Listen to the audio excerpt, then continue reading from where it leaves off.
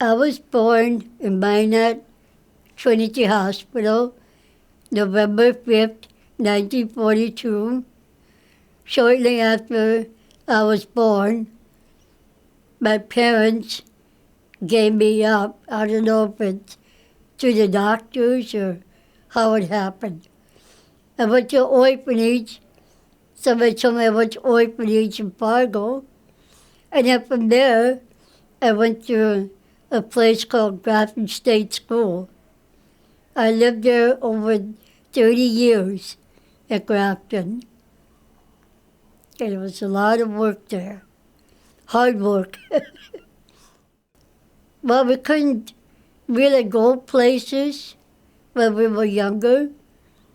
We had to stay mostly on the wards and stuff until 1980.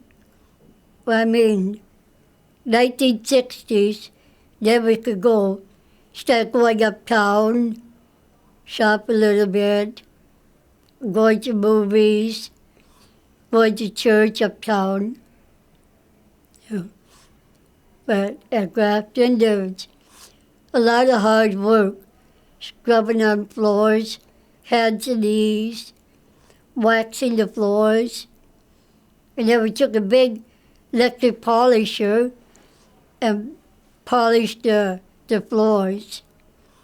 And the beds were all in a row, like all in one row, on both sides of a room they called dormitory. And then there were some beds in the middle. And when we went to bed, go to bed at night, we had to undress in front of other people that went to bed. And then lock the door at night because they think we were going to run away or something. So, and then we had to take a bath in front of other people too. And I thought it was embarrassing, but that's what we had to do. Because if we didn't do it, we would get punished in a little room. Something like this, get punished just because we didn't do what we were told. But later in life, I got to work in the big room where they had to fold clothes, put the clothes in the kind of a little cupboard, like a little square slot. So I took care of that, get the people their clothes. I didn't give them a choice what they wanted to wear, which I should have, but I couldn't. I just had to give it to them what they told me to. I used to start working off the wards, for training. I was getting trained to go out. So I was working in, it's called the Dye Kitchen at the hospital. And I worked in the laundry room. And I folded a lot of clothes in the big laundry room. And then I took some clothes when you used to have the Dye Kitchen and the bakery. So I took them through the long tunnels to the Dye Kitchen and the bakery room. Then I went and took the cart back to the laundry room. By that time, it was the end of the day. So I did that, and I started getting paid for doing that.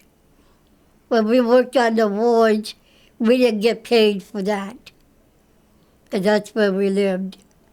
Before I moved out, I had a friend that came to Grafton State School. Her mother and dad knew my mom and dad, and I introduced my friend to my grandparents, and they said, we know who she is. And then that's how I got this radio. And I still have this radio, but it doesn't work that good. But it's my souvenir. For me, I think it has gotten better. I got to work with the list drop-in, and got to do things, go out speaking, traveling. And when I was in Seattle in May, I only have one relative, so I got to see my sister, because my mom and dad only had my sister and me, that's all. No other relatives. But when I got to know my mom and dad, not, I didn't really get to know Mom, but I wrote her letters, and that's how I got to know her. I never got to see Mom and my mom. She died before I left the state school. So, and my dad called up the state school and said, "Don't let Helen come to the funeral. She might take it too hard." I told people, what if I take it hard? At least I want to see her face, face to face. But I didn't even get to, but I do have pictures of my mom and dad.